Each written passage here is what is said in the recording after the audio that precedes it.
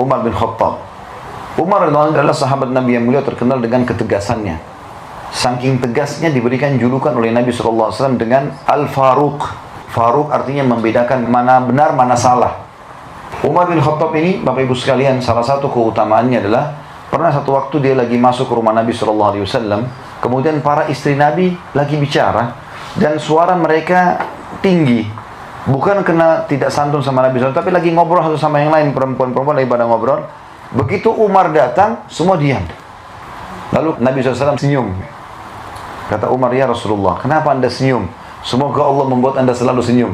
Kata Nabi SAW, saya heran dengan wanita-wanita ini. Waktu kau belum datang tadi, suaranya mereka tinggi semua. Begitu kau datang, senyap. Nggak ada suaranya.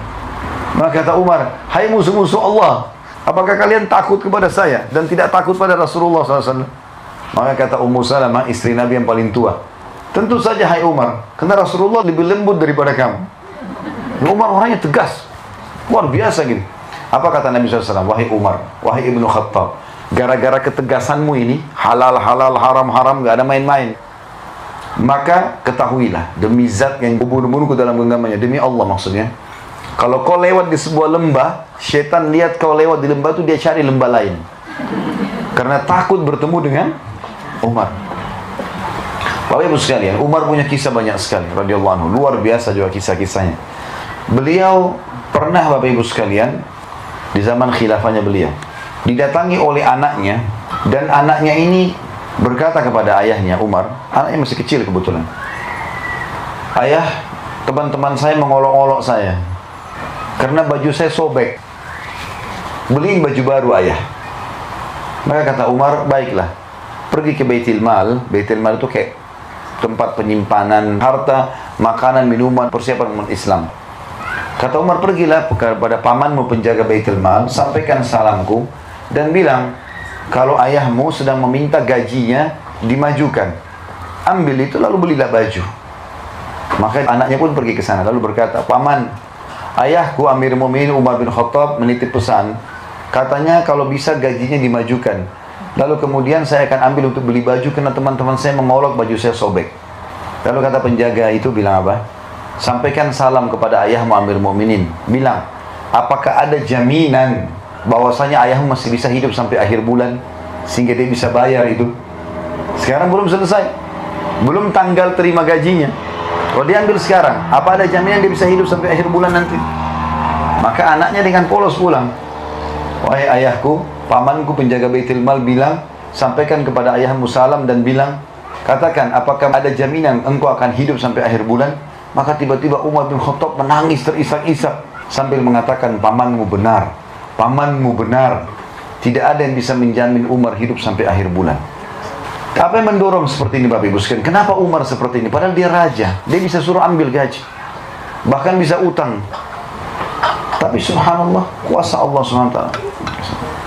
Kisah yang lain, Umar bin Khattab radhiyallahu anhu ini pernah satu waktu mengirim surat kepada Raja Romawi untuk mengajak masuk Islam. Rupanya Raja Romawi ini masih berpikir. Maka raja ini berpikir upeti aja, mereka juga tidak mau berperang dengan muslimin. Diutuslah satu orang perdana menterinya raja ini yang membawa sekitar 3.000 prajurit, diikuti dengan banyak sekali peti-peti emas. Begitu masuk pintu gerbang Madinah, maka lewat seorang muslim penduduk Madinah. Lalu kata perdana menteri Romawi ini, hai muslim, berhenti dia. Saya mau tanya, di mana istanahnya Raja Agung Umar? Si muslim ini diam, lalu dia bilang, istana? Kalau yang anda tanyakan rumahnya Amir Mu'minin, saya tahu. Lurus saja, nanti belok kanan. Lalu orang muslim ini pergi. Kata si perdana menteri ini, belum pernah saya temukan ada orang tahu ini peti emas, lalu tidak minta duit. Ini tentu sifatnya orang muslim, bukan mengemis dan minta-minta. Dia bilang, kami sudah siapkan satu peti khusus untuk bagi-bagiin duit. Kalau misalnya ada orang minta-minta, dikasih. Jadi ini orang tidak minta, sudah jadi tanda tanya buat dia. Kenapa orang ini? Orang kaya raya kah? Tapi kalau kaya raya tidak mungkin jalan kaki. Dia jalan terus sampai di ujung, dia belok kanan jalan Madinah. Rumah semua sama waktu itu. Kotak saja, satu pintu, dua jendela. Kalau dua lantai tinggal tambah dua jendela di atas. Itu rumah paling besar. Dia jalan-jalan, tidak ada penduduk Madinah juga kosong, nggak ada penjaga-penjaga. Sampai dia ketemu sama satu muslim, ada lagi situ muslim penduduk Madinah lagi duduk di bawah pohon. Lalu dia bilang, hai muslim, berdirilah orang itu.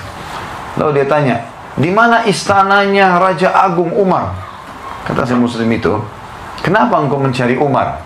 Dia bilang, ada surat datang Raja Agung Umar kepada Raja kami Romawi, mengajak kami masuk Islam. Dan raja kami masih menolak, maka kami membawa ini upetinya. Kami akan bayar. Lalu orang itu pun melihat kiri kanan, dia lihat banyak sekali peti. Ini orang lagi bicara sementara dia di bawah, Perdana Menteri di atas kuda ya. Kata orang itu, bagaimana kalau yang di depanmu ini Umar? Maka orang itu bingung, apakah anda betul Umar? Kata dia, iya, saya Umar. Turunlah Perdana Menteri ini. Begitu menghadap depan Umar, lalu dia mengatakan, asyhadu an la ilaha illallah wa anna Muhammad Rasulullah. Masuk Islam. Kata Umar, kenapa kau masuk Islam? Dia bilang, saya sudah lama dengar nama anda. Dan saya sekarang baru tahu, kenapa orang-orang di negeri saya kalau dengar nama anda, saya sudah ketakutan. Anda di sini ngapain? Di bawah pohon Amir Mu'minin. Dia bilang, saya lagi tunggu baju saya dicuci. Umar bilang, dia cuci bajunya sendiri, dia gantung depan rumah. Saya lagi tunggu kering.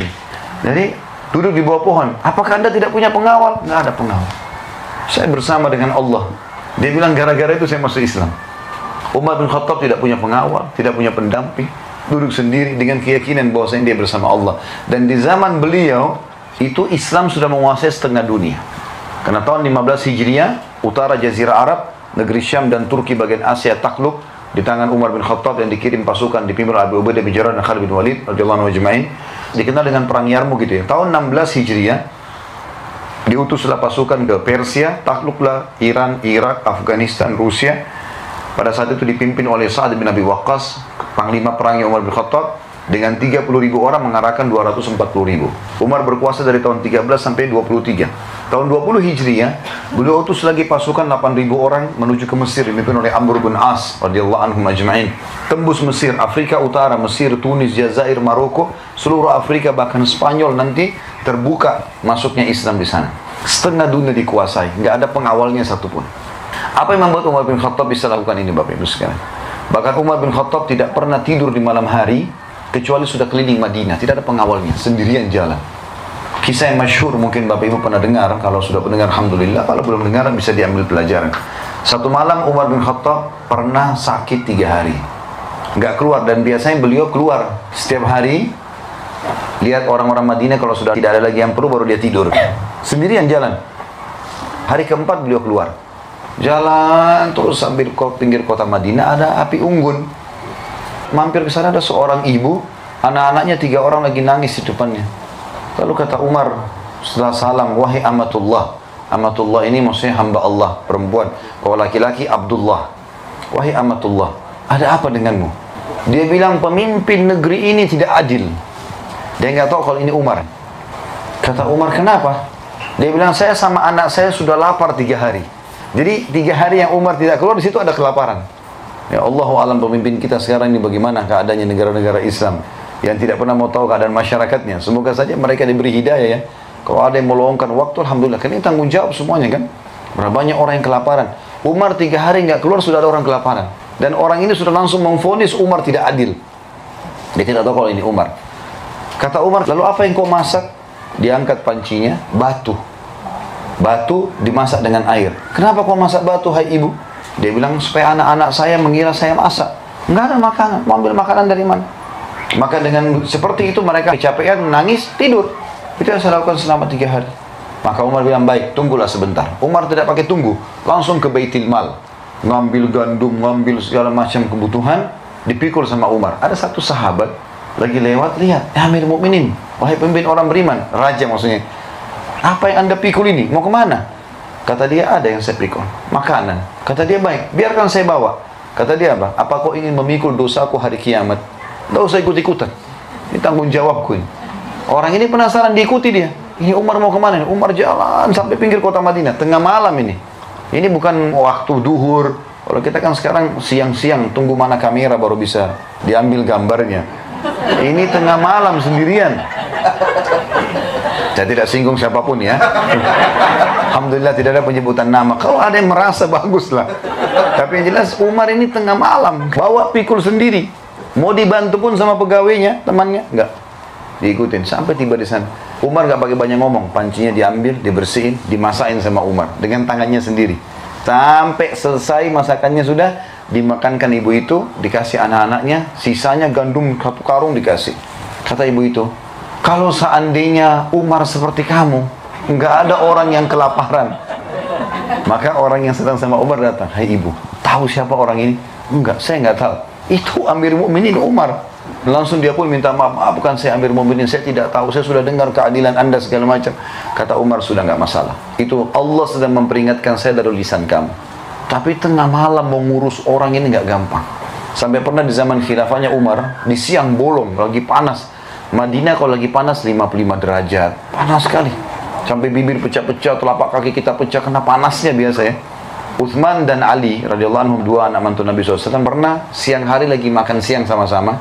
Waktu mereka mau bubar dari makan siang, lewat lagi panas, saking panasnya mereka tutup wajah mereka dengan imamahnya.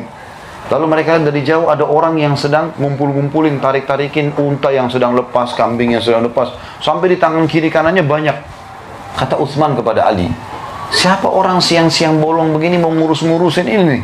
Unta-unta, dan ini kelihatannya bukan unta dia, karena unta-unta yang lepas dipegangin sama dia, ditarik, kambing dikumpulin banyak. Kata Ali, saya juga tidak tahu, ayo kita lihat, mungkin kita bisa bantu. Begitu mereka dekat, mereka lihat Umar radhiyallahu anhu. Umar nggak tidur siang, nggak apa, ngurusin unta-untanya sama kambingnya masyarakatnya yang lepas, dikembalikan ke rumah masing-masing. Siang hari bolong. Dan sekian banyak kisah yang luar biasa berhubungan dengan Umar radhiyallahu anhu ini.